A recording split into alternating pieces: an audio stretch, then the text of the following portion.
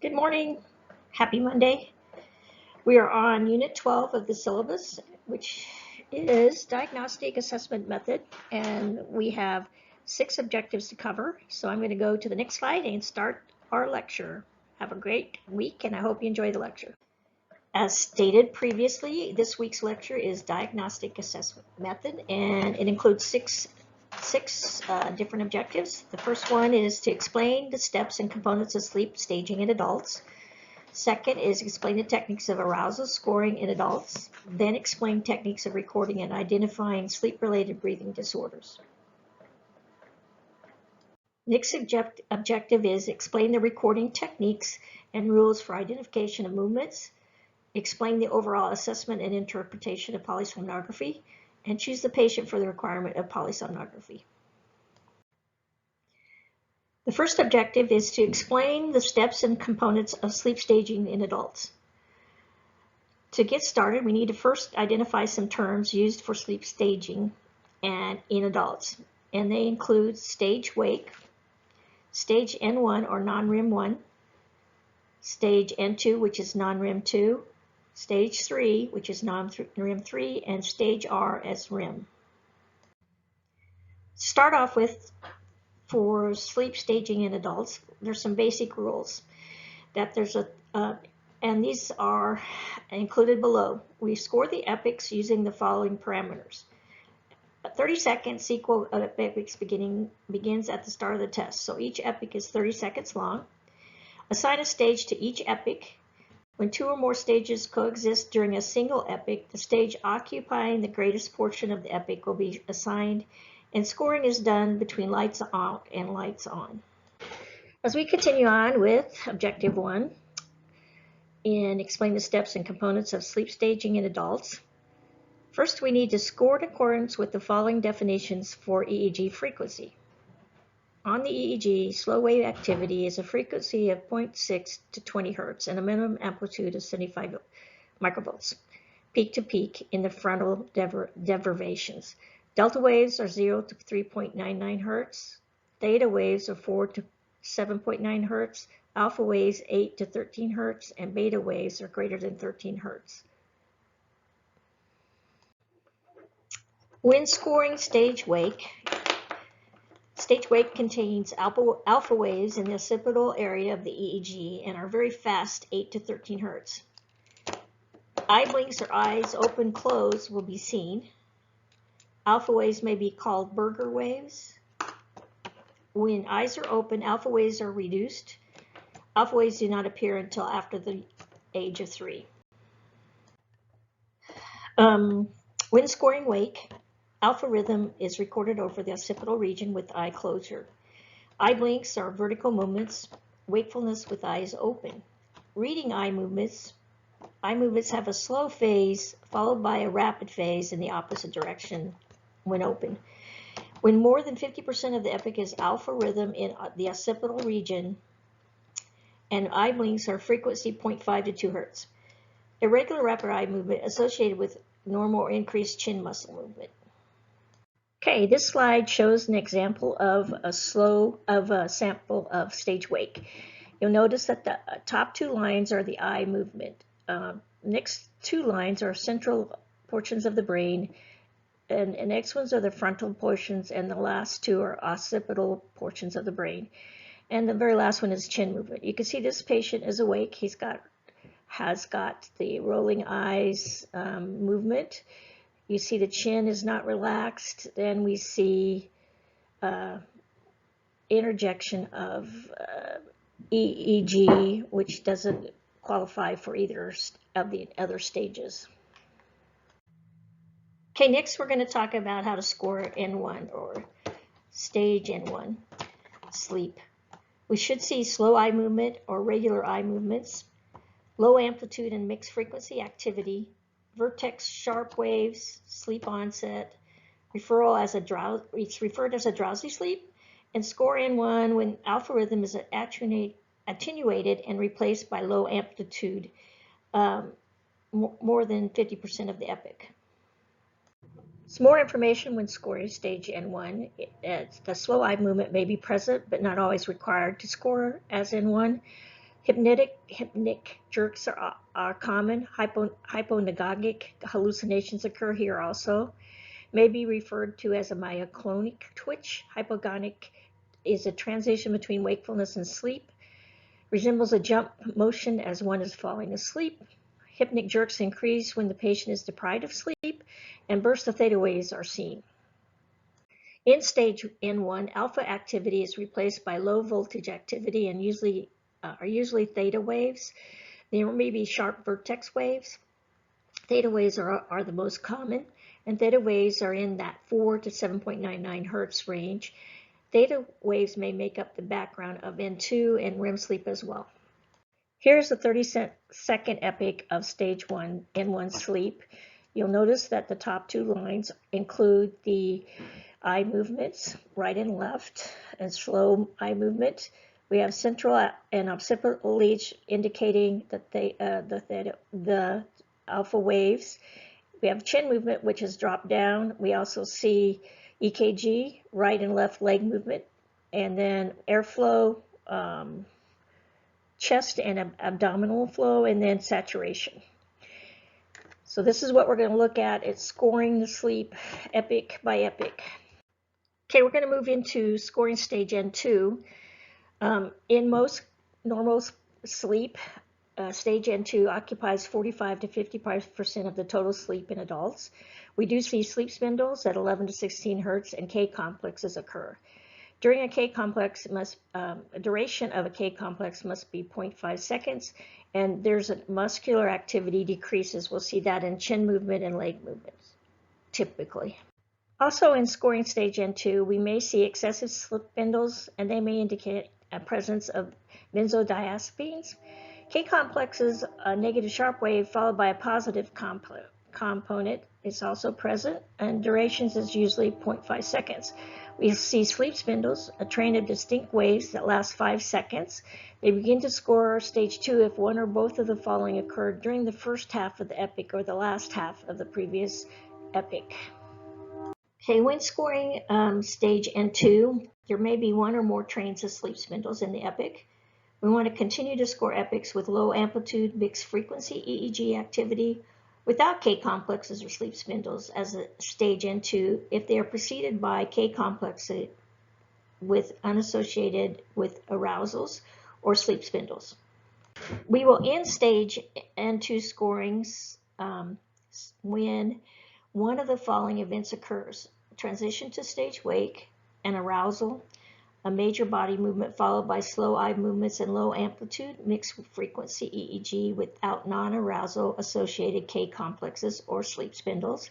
If there's no slow eye movement, score as staged N2, or a transition to stage N3 or a transition to REM. In this slide example of stage N2 sleep, we do see K complexes, but no sleep spindles are available. You can see the low amplitude waveforms, but the K complexes are clearly marked. Okay, next we're going to talk about scoring stage N3. N3 decreases with age. It does contain slow waves. There's low frequency amplitude seen in the frontal region. There's a frequency of 0.5 to 2 hertz, and sleep spindles and K complexes can be seen here as well. Okay, we're going to move into scoring stage N3. We know that the slow wave activity is measured over the frontal regions of the brain.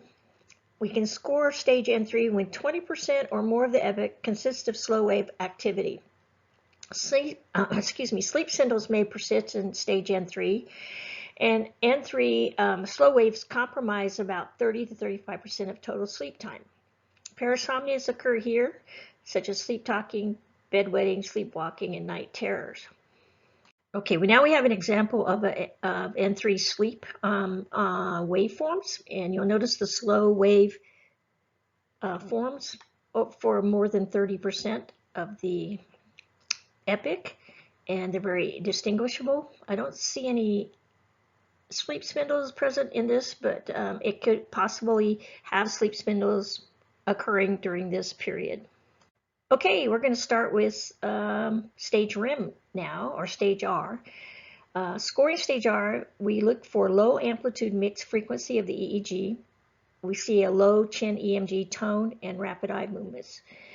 We continue to score stage R when, even if in absence of rapid eye movement for epochs following one or more epochs of stage REM, if the EEG continues with low amplitude mixed frequency without K complexes or sleep spindles and the EMG remains low.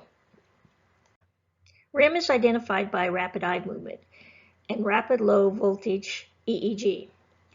It makes up 20 to 25% of the total sleep time, and it normally occurs after the first 90 minutes of sleep onset. REM is shorter at the beginning of the night and increases at the end of sleep. It can be classified as tonic or phasic or non-tonic REM. Chin EMG is at its lowest point, and eye movements are considered out of phase. Theta sawtooth waves may be seen in EEG. Majority of stage REM occurs in the last third of the night, and most memorable dreams occur here at the last third of the night. During REM, the body is usually paralyzed, but the brain is active. Breathing and heart rate are irregular. Body temperature fluctuates. Airway resistance is increased because of loss of muscle tone. In REM and in low chin, there's in REM and in low chin EMG tone. Sawtooth waves with the maximal amplitude over the central head regions, and it's often preceding a burst of rapid eye movements. Transient muscle activity, short irregular burst of EMG activity, usually with durations of 0.35 seconds, superimposed on low EMG tone when scoring a sleep study, labeled stage REM. So when do we end the scoring of stage REM? Well, it can be during a transition from stage wake or to stage wake or N3. An increase in chin EMG above the level of stage REM criteria for stage 1 and 1 are met. An arousal followed by low amplitude, mixed frequency EEG, and slow eye movements. If no slow eye movements and chin EMG remains low, the stage remains REM. A major body movement followed by slow eye movements and low amplitude with mixed frequency. The following epoch is scored N1. In slow movement and EMG is low, continue with stage R. In slow eye movement and EMG remains low, continue with stage R. One or more non-arousal K complexes or non-arousal K complexes or sleep spindles are present in the first half of the epoch in the absence of rapid eye movements, even if chin EMG remains low. Okay, here's an example of a waveform in REM. You can see the rapid eye movement. You can see the low amplitude in EEG, even some sleep spindles present. We have no chin movement or muscle movement, and we see that this would be classified as stage REM. We've moved on to the next objective to explain the technique of arousal scoring in adults. Scoring arousal has a rule which is an abrupt shift in EEG frequency equal to 16 Hertz, and they're not spindles, lasting at least 3 seconds, with 10 seconds of stable sleep recording the change. And during REM, a concurrent increase in submental EMG lasts at least 1 second. Pretty brief description of arousal, but it does occur throughout the night, and we need to keep track of those arousal, especially if they change your staging of sleep. Okay, we're going to move to the next objective on the syllabus, which is explain the technique of recording and identifying sleep-related breathing disorders. We're going to talk about the different breathing disorders and how to score them. So one of the things we need to talk about is scoring of apneas. To score a respiratory event as an apnea, you need both of the following things to happen. A drop in the peak signal excursion by greater than or equal to 90% of the baseline using an oral nasal thermosensor, a PAP device, flow, or an alternative apnea sensor. The duration of a drop in a sensor signal is greater than or equal to 10 seconds. When looking at apneas, we have to think about different types of apnea. So to score an apnea that is obstructed, it meets the apnea criteria. It has associated with continued or increased inspiratory effort throughout the entire period of the absence of airflow. To score an apnea as central, it meets the apnea criteria and is associated with the absent inspiratory effort throughout the entire period of the absence airflow. In a mixed apnea, if no airflow or effort followed by a period of no airflow with respiratory effort. Okay, now we need to talk about scoring of hypopneas. To score a respiratory event as a hypopnea, all the criteria must be met. The peak signal excursions drop by greater than or equal to 30% of the pre-event baseline using a nasal pressure PAP device flow or an alternative hypopnea sensor. The duration of the greater than or equal to 30% drop in signal excursion is greater than or equal to 10 seconds. There is a greater than or equal to 3% oxygen desaturation from the pre-event, or the event is associated with an arousal, or there is a greater than equal to 4% oxygen desaturation from the pre-event baseline. Next, I want to talk about scoring respiratory effort-related arousals.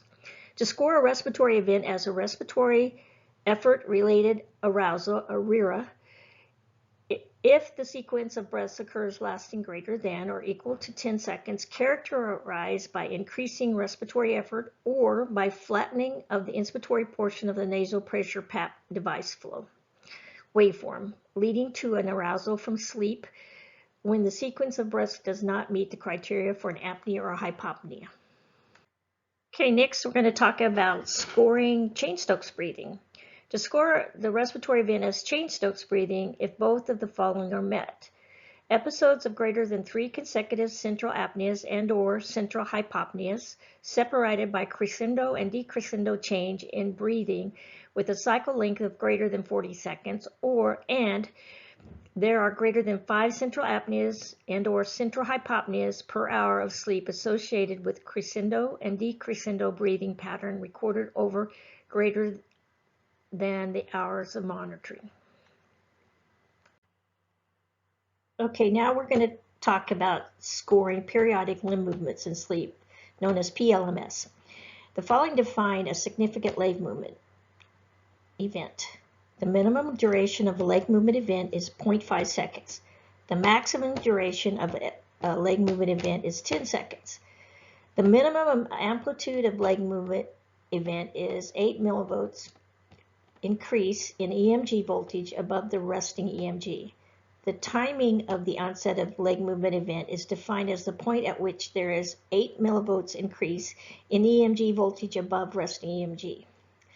The timing of the ending of the leg movement event is defined as the start of a period lasting at least 0.5 seconds during which the EMG does not exceed 2 microvolts above the resting EMG.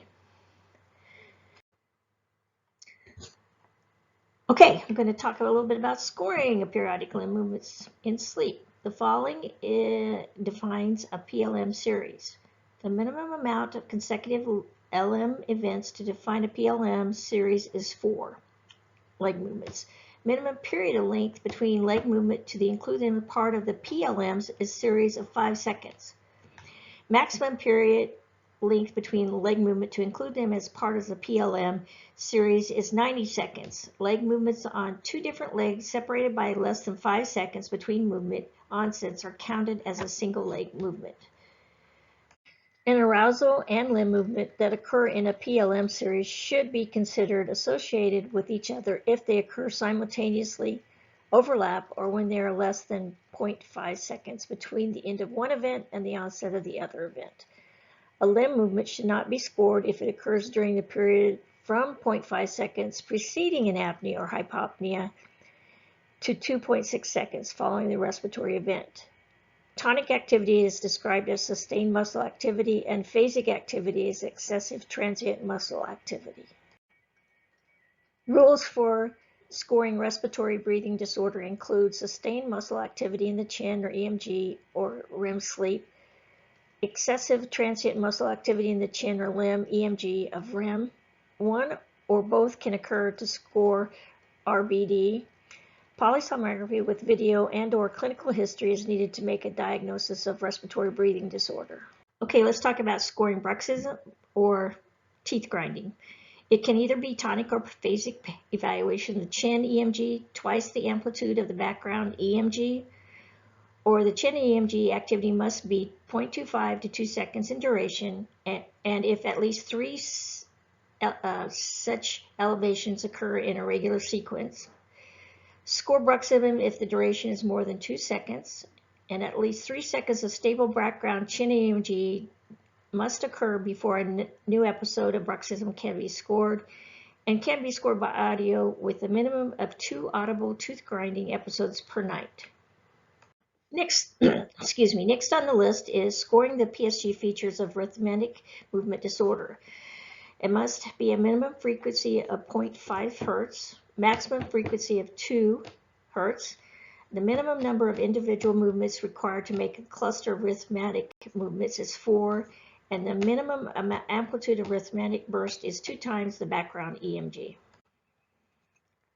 Okay, let's talk about measuring event duration. For scoring either an apnea or hypopnea, the event duration is measured from the nadar preceding the first breath that is clearly reduced to the beginning of the first breath that approximates the baseline breathing aptitude.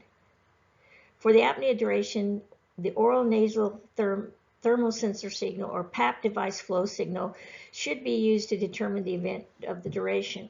For hypopnea event duration, the nasal pressure signal or PAP device flow signal should be utilized. When the diagnostic study sensors fail or inaccurate, an alternate sensor may be used. Okay, we're heading out on to the next objective, which is to explain the overall assessment and interpretation of polysomnography. Most sleep software automatically calculates the data for you. One epoch consists of 30 seconds of the recorded data. I'm going to go over some terminology first so we can understand the scoring process. Lights out means lights, phones, TV, etc. is off in the room. Lights on is after the completion of post-calibration and the patient is awakened.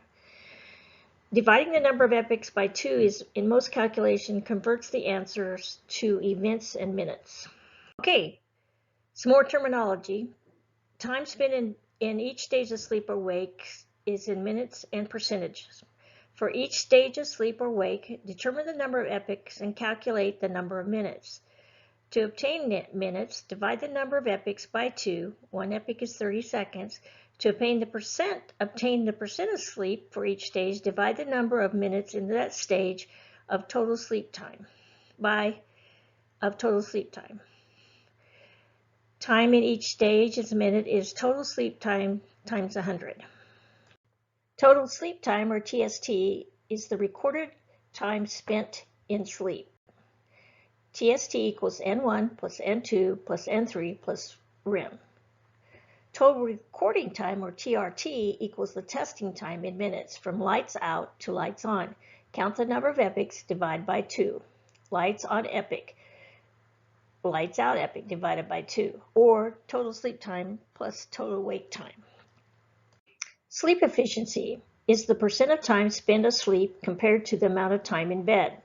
Time in bed, TIB, or total recording time, TRT. Total sleep time divided by the time in bed, or TRT. TIB and TRT can refer to the same period. If you score less than 80% of sleep, it's insomnia. If you have 80 to 94% of sleep, it's normal, and greater than 95% high sleep efficiency is often seen in narcolepsy and idiopathic hypersomnia. Okay, more terms. Sleep period time, SPT, is the time the individual had to sleep. Last sleep epoch minus the sleep onset epoch divided by 2. Sleep latency onset, or sleep onset, is the time in minutes from lights out until the first recorded stage of sleep. This is a very important calculation for multiple sleep latency tests. Sleep onset minus lights out divided by 2. The average mean sleep latency is the average sleep latency for all naps in MSLT. You add all the naps, divide the total number of naps performed, and you can get mean sleep latency. Medium sleep latency in an MSLT is the number of naps in numerical order. Sleep REM latency is the sleep onset to the first epoch of stage REM. Mode sleep latency in an MSLT is the number that occurs most often. Wake after sleep onset is the stage wake during the total recording time minus the sleep latency in minutes. Sleep efficiency percent is the total sleep time divided by the total recording time, or total time in bed, times 100. The number of apnea index, AI, includes number of apneas per hour of sleep, number of apneas obstructive central mixed divided by the hours of sleep, number of apneas obstructive central and mixed divided by the total sleep time in minutes times 60. The hypopnea index, the HI, is the number of hypopneas per hour of sleep. Number of hypopneas divided by hours of sleep, or number of hypopneas divided by total sleep time in minutes times 60. Apnea-hypopnea index is the number of apneas and hypopneas per hour, or number of apneas plus hypopneas divided by the hours of sleep, or number of apneas plus hypopneas divided by total sleep times in minutes times 60. Should be noted that the apnea-hypopnea index does not include any of the respiratory effort-related arousals, or the RERAs. If we have 5 to 15, it's considered mild, 6 to 30 is considered moderate, and greater than 30 is considered severe. The respiratory disturbance index, RBI, is similar to the AHI. It includes respiratory events that do not qualify as apnea or hypopneas but disrupt sleep. So it's RERAs plus apneas plus hypopneas divided by hours of sleep, or RERAs plus apneas, hypopneas divided by total sleep time in minutes times 60. A periodic limb movement of sleep, or PLMS. The number of periodic limb movements of sleep with arousals divided by hours of sleep, or the number of periodic limb movements of sleep with arousals divided by total sleep time in minutes times 60. Saturation nadar is the lowest recorded oxygen saturation during the test. A split night is recommended for AHI of 40 or more during at least 2 hours of baseline recording, with at least 3 hours of time remaining for PAP titration. Let's talk a little bit about the requirements for the ability to score a home sleep apnea test. The technical digital specifications include an FDA-approved device, a unique identifier for each unit, must have minimum definition of CPT codes, ability to record oximetry, the ability to record and measure heart rate, ability to display raw data for review, manual scoring or editing of automated scoring, and ability to calculate a respiratory event index based on monitoring time as a surrogate for the apnea-hypopnea index. Home sleep apnea test scoring rules include identifying the respiratory events, and must use one of the following: the use of an oral nasal thermal airflow sensor, or a nasal pressure transducer, or a respiratory inductance plethysmography. The summary: for monitoring respiratory effort, you can use a single or dual thorough abdominal respiratory inductance, or for oxygen saturation, use pulse oximeter. Home sleep apnea test respiratory events rules in scoring apnea. Score a respiratory event as an apnea when both the following criteria are met: a drop in the peak signal excursion by greater than or equal to 90% of pre-event baseline, the duration of greater or equal to 90% greater than or equal to 10 seconds. Home sleep apnea testing respiratory event rules scoring hypopnea. If sleep is not recorded, score a respiratory event as a hypopnea if all the following criteria are met: the peak signal excursions drop by greater than 30% of baseline, the duration of greater than 30% drop is greater than 10 seconds, and there is a greater than 4% drop in oxygen. If sleep is recorded, score a respiratory event as hypopnea if all the following criteria are met. The peak signal excursion drop by greater than 30% of pre-event baseline. The duration of greater than 30% drop in signal is greater than 10 seconds, and there is a greater than 4% oxygen drop pre-event baseline, or the event is associated with an arousal. Documentation by a polysomnographer is important. Majority of programs automatically generate sleep reports, but the polysomnographer must document items during the test. Sleep technologists must be able to calculate certain situations that may have occurred during sleep. The sleep architecture is composed of the structure of sleep. It can be summarized in the chart known as a hypnogram. Included in the report should be the date of the test and the date of interpretation. Should include technical adequacy of the study, documenting not only the study, but any of the calibrations before and after the test. Documentation repeat study if there's a technical failure. Document the limitations of the study. Interpretation of estimated sleep time and the occurrence of snoring.